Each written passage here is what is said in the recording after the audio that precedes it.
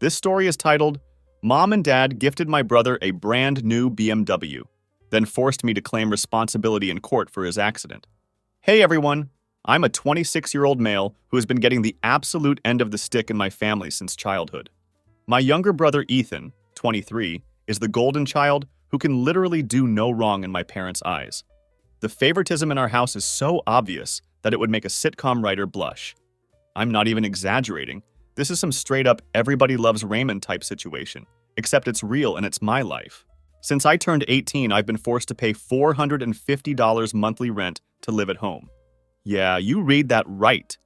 $450 bucks to live in the same house I grew up in a bedroom that hasn't been updated since I was 12. Meanwhile, Ethan lives completely rent-free, eating food I help pay for, using utilities I help cover, and generally acting like he owns the damn place. When I finally got the courage to call out this obvious BS, my parents hit me with that classic, our house, our rules garbage that parents use when they know they don't have a real explanation. It's their go-to phrase whenever they can't justify the way they treat me compared to my brother. The double standards don't stop there. In high school, I had to maintain a 3.8 GPA while working weekends at a local electronics store. I wasn't allowed to go to parties because I needed to focus on my future. Meanwhile, Ethan barely passed his classes, never held a job throughout high school, and was allowed to party every weekend because he was just being social and needed to enjoy his youth. Apparently, I didn't need to enjoy my youth. I just needed to work and study while watching him have all the fun.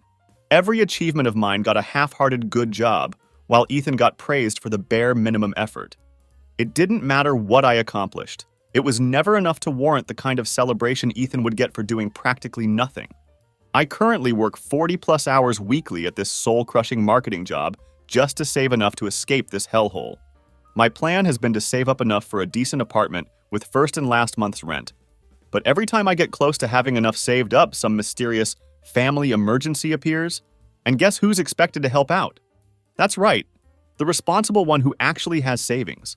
I graduated college 3 years ago after busting my ass working part-time while taking a full course load. I graduated with honors and had a job lined up within 2 weeks of graduation. My reward for this achievement? A half-assed congrats text and a $50 Chili's gift card. No party, no celebration dinner, nothing. Just, here's some mediocre chain restaurant food. Now keep paying rent. Last month, Ethan finally graduated with a solid 2.4 GPA after 6 years of what I can only assume was professional beer pong training. This dude changed his major 3 times, failed multiple classes that he had to retake, and basically treated college like an extended vacation that occasionally required writing papers. What did my parents do to celebrate Ethan's mediocre achievement? They bought him a BMW M4 competition. Not the base model, the $75 000 Plus version with all the bells and whistles, premium sound system, the works. This was their reward for him taking 6 years to barely graduate. I still remember the day they gave it to him. We were all standing in the driveway when my dad handed Ethan this small box. Inside were the keys to this gleaming white BMW parked across the street. Ethan started freaking out, jumping around like he had just won the lottery, while my mom took about 500 pictures for social media. The whole scene was nauseating. Then my dad looked at me, noticing my face, and said, "I shit you not. Don't be jealous. Your brother deserves this after working so hard." Working hard at what? Beer pong championships? When I pointed out that I graduated in 4 years with honors while working and got squat, my mom had the audacity to say, "Well, college was easier for you." Ethan really struggled. Yeah, he struggled to get out of bed before noon and remember which girl he was dating that week. I could go on for hours about the blatant favoritism, but you get the picture. For my entire life, I've been treated like a second-class citizen in my own family. From the second Ethan got that BMW, it became his entire personality. I'm not even kidding. The dude couldn't go 5 minutes without mentioning his whip or posting social media stories of the dashboard. The car wasn't just transportation for him. It was his whole identity. BMW Bro was born, and it was just as obnoxious as it sounds. Every night he'd come home at 2 a.m. from whatever bar he was at and rev the engine in the driveway like an absolute tool. This dipshit would floor the acceleration back and forth in our driveway, making that sports car noise at full volume. He'd wake up the whole neighborhood because apparently sleep is only for peasants who don't own luxury cars that daddy bought them. The kid drove like he was auditioning for Fast and Furious 27, German edition. He'd speed down residential streets where kids play, do donuts in grocery store parking lots, and film those videos where people pretend to race random cars at stoplights. Every time I pointed out that maybe, just maybe, treating public roads like his personal racetrack wasn't the best idea, he'd just smirk and tell me to stop being such a buzzkill, bro. I even watched him drive drunk repeatedly. This wasn't just being a douche, this was actively dangerous to everyone around him. I offered to be his designated driver multiple times or call him an Uber. But nope, the car handles like a dream, bro. Yeah, except a BMW doesn't magically make alcohol not affect your judgment or reaction time. His friends were no better. They'd pile into the BMW, usually 4 or 5 of them, all equally wasted, and they'd go joyriding. Their word, not mine. I warned all of them multiple times that something bad was going to happen. I warned my parents, too. They all told me to mind my own business. My mom actually said, and I'm quoting directly here, "You're just jealous you don't have friends who want to have fun with you." Yeah, Mom, I'm super jealous I don't have friends who want to die in a fiery crash or kill innocent people. You caught me. With each passing day, Ethan got more reckless. The videos got more dangerous, the speeds got higher. It wasn't a question of if something would happen, but when. And everyone except me seemed completely blind to what was coming. But then the inevitable happened. On a Tuesday night, I was in my room grinding out some work when I heard my parents' door slam open around 3 a.m. There was frantic whispering in the hallway, followed by my dad's car starting up and speeding away. I found my mom downstairs looking like she'd seen a ghost. When I asked what was going on, she mumbled something about, "Your brother had a little accident with the BMW, and that my dad went to pick him up."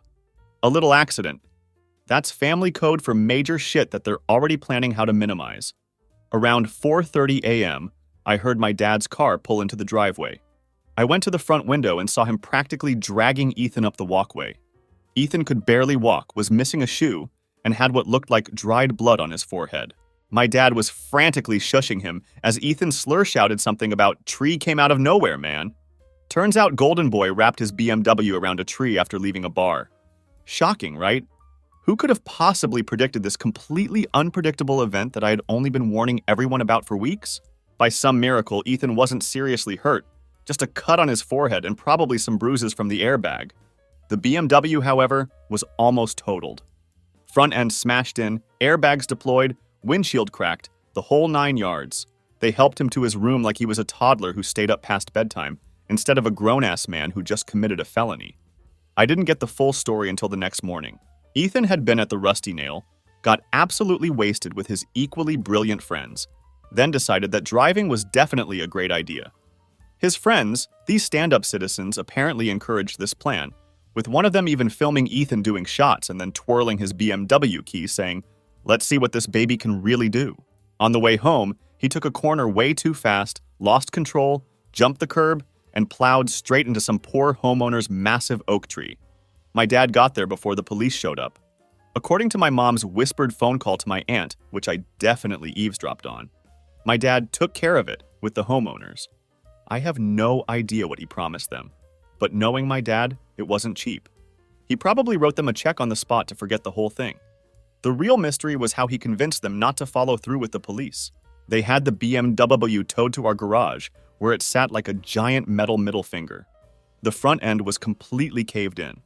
The hood crumpled like an accordion.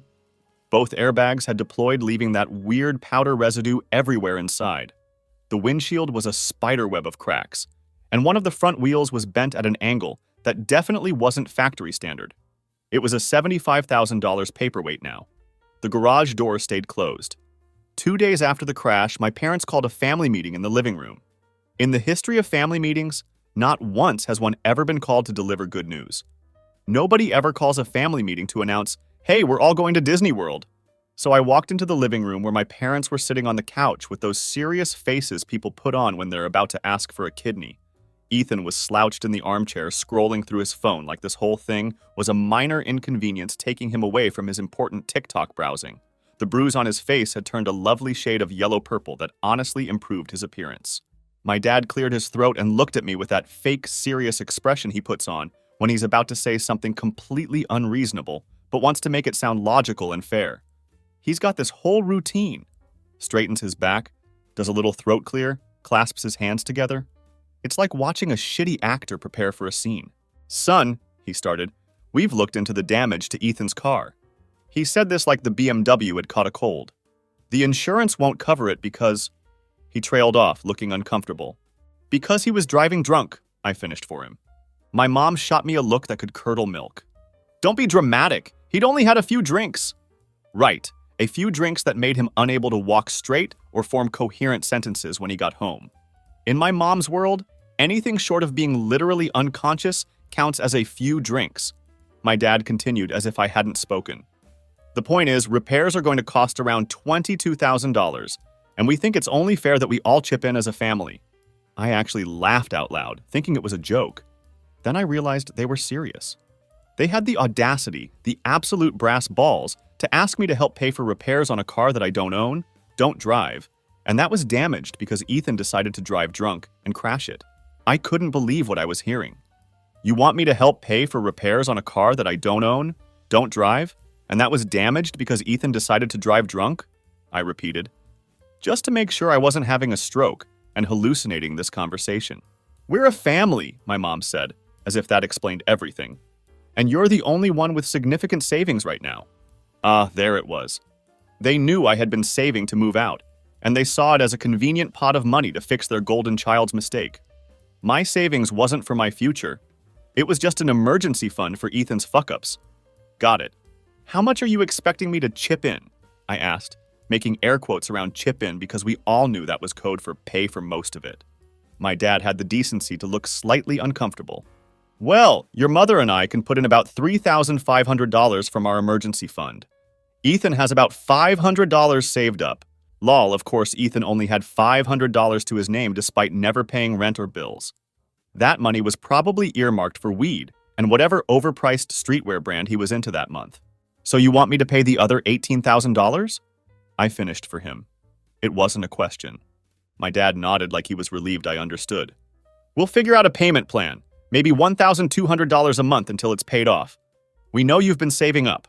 Ethan finally looked up from his phone at this point, and all he said was, "It's not like you need a fancy apartment anyway. You're always working." The audacity of this kid could power a small city. He crashes his BMW that I warned him not to drive drunk, and now he's giving me financial advice on how I should spend my hard-earned money. The money I earned while working 2 jobs and paying rent to my own parents. That's when I lost it. I laughed again, but it wasn't a happy laugh. It was the kind of laugh you do when something is so absurd you can't even be properly angry about it anymore. "I'm not giving you a single cent for this," I said, looking each of them in the eye. "Ethan crashed the car because he was driving drunk, and he should be grateful he's not sharing a cell with some guy named Bubba right now. This is his problem, not mine." My parents looked at me like I just suggested we sacrifice the family dog. "After everything we've done for you," my mother began, her voice trembling in that manipulative way she's perfected over the years. The Guilt Trip Express was leaving the station. "What have you done for me exactly?" I asked. "Made me pay rent while Ethan lives free? Given him a BMW while I drive a car that's older than his driver's license? Constantly dismissed my accomplishments while celebrating his mediocrity? Please elaborate on all you've done for me that justifies me paying for his drunk driving accident." My dad's face turned that special shade of red that only appears when someone challenges his authority. "You will contribute to fixing your brother's car. End of discussion." I stood up, surprising even myself with how calm I felt. "No, I won't. End of my discussion." The looks on their faces were priceless. They were so used to me giving in, to me being the responsible one who sacrifices for the family, that they couldn't process this new version of me who wasn't rolling over.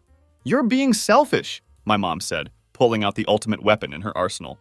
"No, I'm being realistic," I replied. "Ethan chose to drive drunk. He chose to crash the car. That means he can deal with the consequences for once in his life." I walked out of the living room and went back to my room, ignoring their calls to come back and discuss this like adults.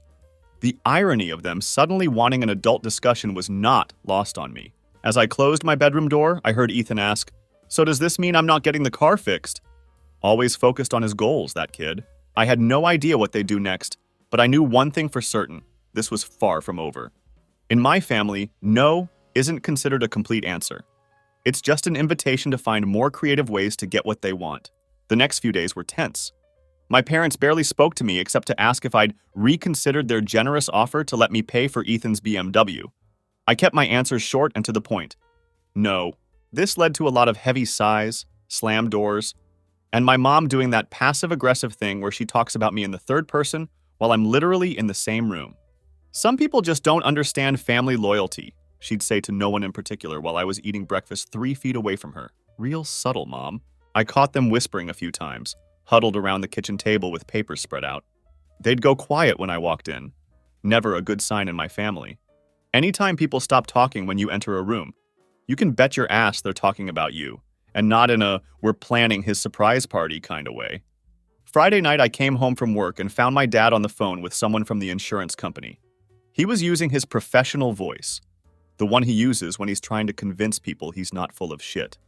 I caught phrases like comprehensive coverage and vandalism claim before he saw me and took the call into his office. Vandalism claim. That was new. Last I checked, drunk driving into a tree wasn't considered vandalism unless the tree pressed charges. I figured they were grasping at straws, trying to find some loophole to get the insurance to pay. Good luck with that. Insurance companies employ entire departments of people whose only job is to find reasons not to pay claims. But whatever, not my circus, not my monkeys. Saturday morning started with a bang, literally. I was jolted awake at around 7 a.m. by what sounded like someone beating the shit out of a metal trash can. I stumbled out of bed and looked out my window, which overlooks our driveway, but couldn't see anything unusual. The noise had stopped. I figured it was just the garbage collectors being extra aggressive and went back to bed. About an hour later, all hell broke loose. I woke up to shouting coming from the garage. I threw on some sweats and went downstairs, where I found Ethan standing in the open garage with my parents behind him, all three staring at the BMW. The car was even more wrecked than before, and I don't mean a little more damaged. I mean it looked like the Hulk had a personal vendetta against it. The windshield was completely shattered. All the windows were broken. There were massive dents in the doors and hood. The side mirrors were dangling by wires, and one of the headlights was just gone. It was almost impressive how thoroughly destroyed it was. "What the hell happened?" I asked, genuinely confused. The car had been fucked up from the crash, sure, but this was next-level destruction. Ethan spun around, his face red with what looked like practiced rage. "Like you don't know? You did this!" I actually laughed. "The fuck? I was asleep all night. I didn't touch your car." My dad held up something, a baseball bat from my high school days that I kept in my closet as a memento from when I played. "Then why was this in the bushes outside?" my dad asked, his voice doing that fake calm thing that means he's actually super pissed. I said I had no idea, but my mom cut me off. "Don't lie to us. It was my bat that I'd owned for years, but I hadn't touched it in months. It lived in the back of my closet along with other high school sports stuff I never used anymore." "We've already called the insurance company," my dad said smugly. "They're sending an investigator on Monday. We told them someone vandalized the car out of jealousy." That's when it clicked. Ethan must have taken my bat and further damaged his already wrecked BMW, then planted the bat to frame me.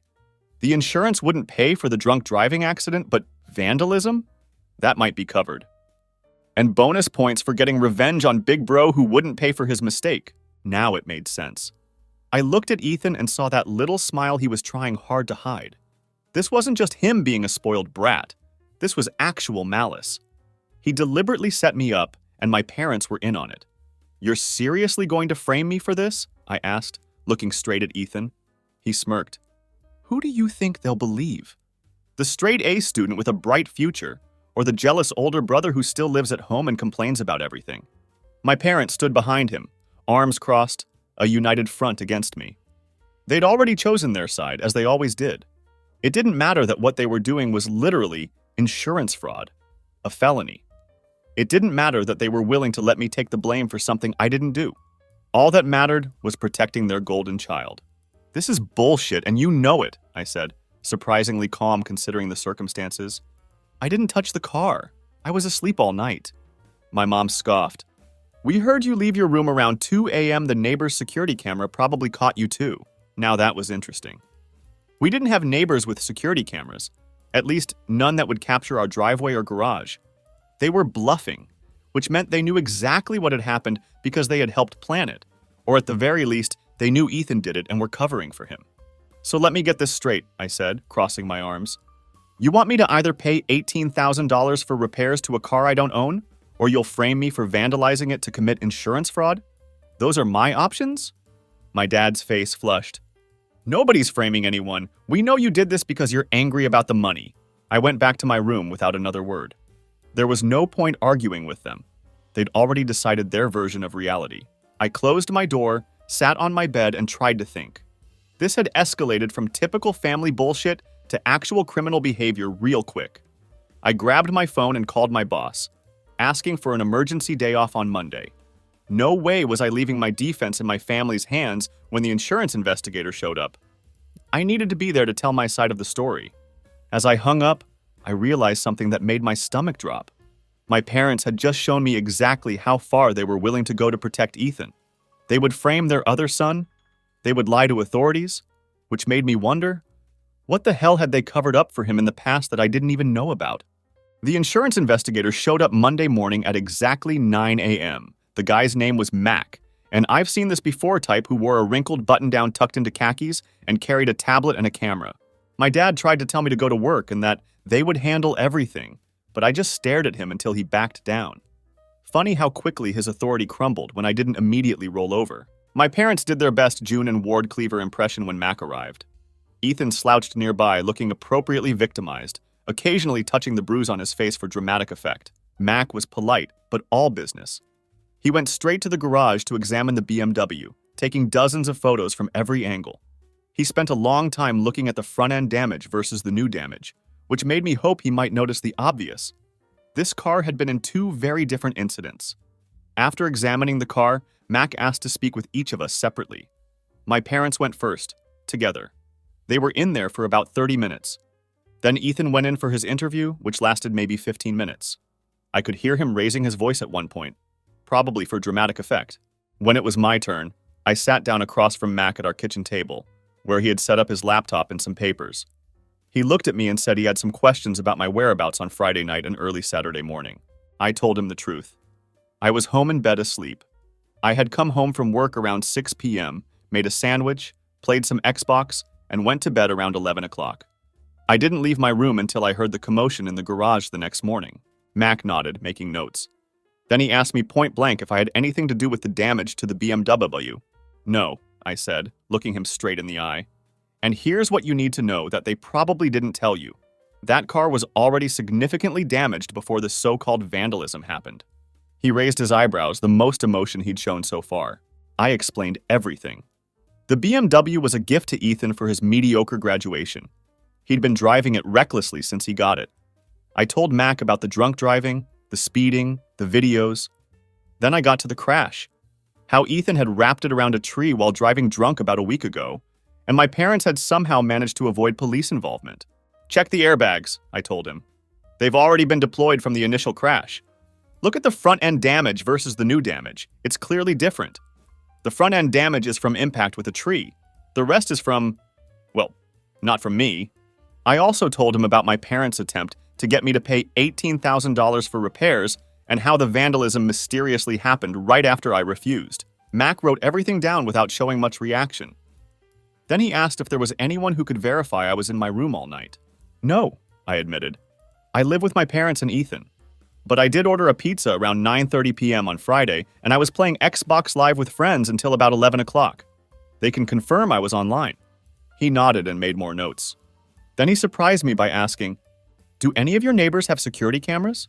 "Not that would cover our garage or driveway," I said. "The Johnsons across the street have a doorbell camera, but it only sees their porch." He wrote something down, then thanked me and said he'd be in touch with the family soon. As we walked back to the living room, I could feel my parents and Ethan staring daggers at me. They knew I hadn't stuck to their script. After Mac left, all hell broke loose. My parents lost their collective minds. How dare I tell the truth to the investigator? The horror! My mom cried about me trying to ruin Ethan's life over one mistake, as if drunk driving and insurance fraud were on the same level as forgetting to take out the trash. My dad got in my face, pointing his finger and telling me I'd better call the investigator back and fix this if I knew what was good for me. Ethan just smirked from the couch, confident his plan would work because it always had before. The golden child always wins, right? I went to my room and locked the door, ignoring their demands to come back downstairs. For the next 2 days, I went to work, Came home, went straight to my room, and locked the door. I ordered delivery food and only came out when I knew they were asleep. It was like living in a hostile foreign country where I didn't speak the language and everyone hated me. On Wednesday afternoon, I got a text from an unknown number. "This is Mac from National Insurance. Could you meet me on Main Street at 4 p.m. today? I have some follow-up questions." I texted back that I'd be there. I didn't tell my family where I was going. I just left work and went straight to Starbucks. Mac was already there, sitting at a corner table with his laptop and a stack of papers. He motioned for me to sit down.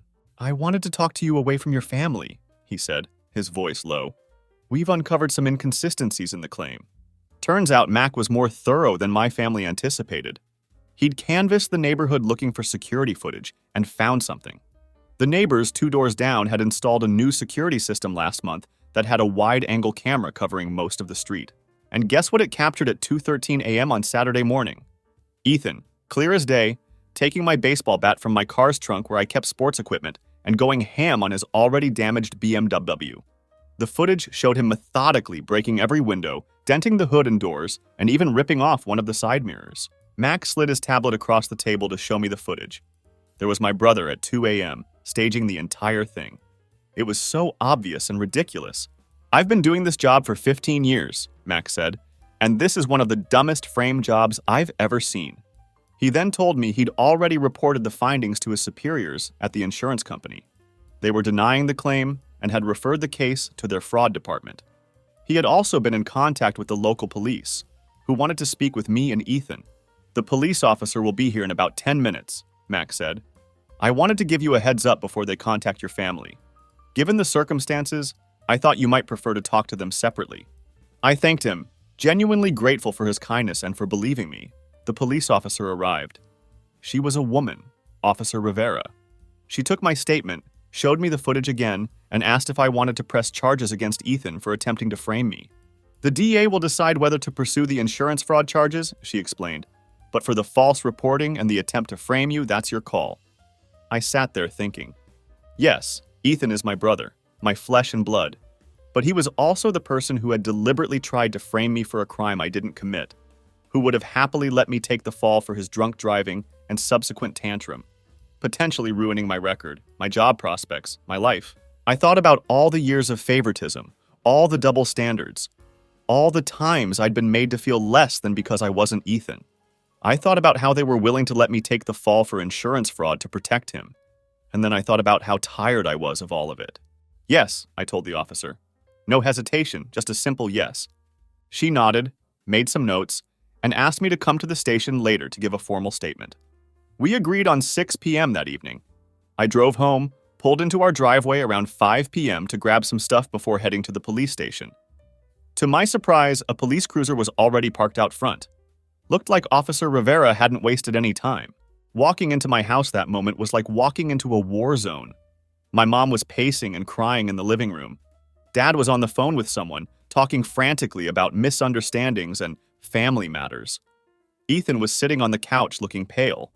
Unusually, he had lost his permanent smug expression, like the cat who ate the canary and then successfully blamed it on the dog. When my mom saw me, she rushed over. "What have you done? The police were just here! They're saying Ethan could be charged with fraud!" I didn't do anything. Ethan did this to himself when he decided to frame me for vandalizing his car. My dad hung up his phone and stormed over. "This is ridiculous! We can handle this as a family. You need to call them back right now and tell them you don't want to press any charges." "No," I said simply. "I'm done covering for him. I'm done being the fall guy. None of you can make me drop the charges now." The aftermath was exactly the shit show you'd expect. My mom vacillated between crying and trying to guilt me into dropping the charges. My dad switched between threatening me and offering bribes. Suddenly, he could help with my rent on a new apartment if I just made this go away. Ethan tried apologizing, but it came off as, "Sorry I got caught," rather than, "Sorry I'm a scheming asshole." At 5:45, I went upstairs. I knew I wouldn't want to come back to this house after giving my statement, so I packed a duffel bag with clothes, my laptop, and some important documents. When I came back downstairs with my bag, my parents looked alarmed. "Where do you think you're going?" my dad demanded. "I'm going to the police station to give my statement, and then I'm staying with a friend for a while." My mom started wailing louder. "You can't leave! We need to handle this as a family. We stopped being a functional family a long time ago, I replied. Maybe we never were. My dad stepped in front of the door, blocking my exit. If you walk out that door and go through with this, don't bother coming back. You'll no longer be welcome in this house. If you do this to your brother, you're choosing to destroy this family. I looked him straight in the eye. No, Dad. I'm not destroying the family. I'm refusing to let the family destroy me anymore. And if you are really willing to disown me because I didn't let that happen, I'm fine with it. I stepped around him and walked out the door. He called after me, something about ungrateful children and family loyalty, but I didn't look back. I got in my car and drove to the police station. Giving my formal statement took about an hour. The officer explained what would happen next. Ethan would be charged with filing a false police report, attempted insurance fraud, and potentially additional charges related to the original DUI crash that had never been properly reported. This might get messy, she warned me. Family cases often do. Are you sure you want to proceed? I nodded. I'm sure. When I left the police station, I had a text from my buddy Chris. Got your room ready, ordered food. Don't be late, bro. I'd called him earlier to see if I could crash at his place for a few days, and being the solid friend he is, he didn't even ask questions. As I drove to Chris's apartment, my phone blew up with texts and calls from my family. I turned off my phone and kept driving. For the first time in years, maybe ever, I felt like I was finally standing up for myself. Chris was waiting on his porch when I pulled up, 2 sodas in hand. He didn't ask for details right away, just helped me with my bag and told me that whatever it is, we'll figure it out. And in that moment, I realized something important. This was what actual family was supposed to feel like. Not obligation, not manipulation, not constant competition. Just unconditional support, the kind I'd never found at home. It's been 6 months since I walked out of my parents' house with a duffel bag and a newfound backbone. Best decision I ever made. I crashed with Chris for a few weeks, then found my own place. Nothing fancy, just a 1-bedroom apartment where nobody asks me to fix their problems. Ethan's case moved quickly. The evidence was overwhelming. Security footage, blood alcohol level from the hospital the night of the crash, which my parents tried to hide, and the insurance investigation report. He ended up pleading guilty to all charges and got 6 months in county jail, 3 years probation, a massive fine, and lost his license for 5 years. My parents weren't charged but got hit with hefty fines for their role in the insurance fraud. Between legal fees, fines, and still owing payments on a totaled BMW, they're basically broke. As for me, I got a promotion at work. Amazing what you can accomplish when you're not constantly dealing with family drama. And I'm taking night classes for an MBA. Life is actually pretty good now. For the update you've all been waiting for. Last month, the texts and calls started rolling in again. First from my mom, then my dad, and finally even Ethan, using his jail-approved phone time. They all had the same message, just delivered differently. They need money. Mom went with the classic guilt approach. We're about to lose the house. After all we've done for you. How can you abandon us now? Dad tried his usual intimidation. You owe this family! Man up and help us out! Ethan actually apologized first, saying jail had changed him, and he sees things differently now before asking for commissary money. You know what was really funny? Last week, my parents showed up at my apartment unannounced. No idea how they got my address, probably through some mutual family friend. There they were, standing outside my door looking significantly pathetic. Both of them had that desperate look. They had a whole pitch prepared. They were selling the house but needed money to transition. The bank accounts were frozen. Dad lost his job after the scandal. Mom's anxiety was acting up. Wouldn't I please help my family in their time of need? I listened to the whole thing without interrupting, watching them spin their sob story with their dramatic performance. When they finally finished, I just stared at them for a solid 10 seconds before asking, "Sorry, I must have missed something in your little presentation. Could you remind me which part of trying to frame me entitles you to my financial support?" Mom's face crumpled like she'd been slapped. Dad stood there speechless. For once in their lives, they had no script ready. The roles were reversed, and they clearly had no idea how to play the part of people who weren't in control. But they weren't in their house anymore, where they made all the rules. They were at my door, and I held all the cards. I told them I'd think about it and close the door. I did think about it for about 5 seconds before sending a text. The answer is no. Don't contact me again. Dad replied with threats. Mom with emotional manipulation. Ethan with promises to change. I blocked all their numbers. Some people might think that's harsh. Maybe it is. But after 26 years of being the scapegoat, I'm finally putting myself first. They're adults who made their choices, just like I'm making mine now. For those wondering about pressing charges against my parents too, the DA decided there wasn't enough evidence to prove they knew about Ethan's plan beforehand. Personally, I think they knew, but whatever. The financial consequences they're facing now are probably worse than what the courts would have done anyway. To the few people messaging me saying, "But they're still your family." Oh, come on. Being related by blood doesn't give someone the right to frame you for felonies. That's not how family works. That's how prison gangs work. So that's it. I'm free now, living my own life, focused on my career, making new friends, and building relationships with people who actually respect me. Sometimes I think about my old life, about all the years I wasted trying to earn love and approval that was never going to come, no matter what I achieved. But mostly, I look forward to a future where I get to decide what matters, where I don't have to compete with a golden child, where I don't have to pay for someone else's mistakes, where I am finally, genuinely happy. Looking back, getting kicked out of the family was the best gift they ever gave me. Better than any BMW, better than any amount of money. They accidentally set me free, and I'll never let them put me in that cage again.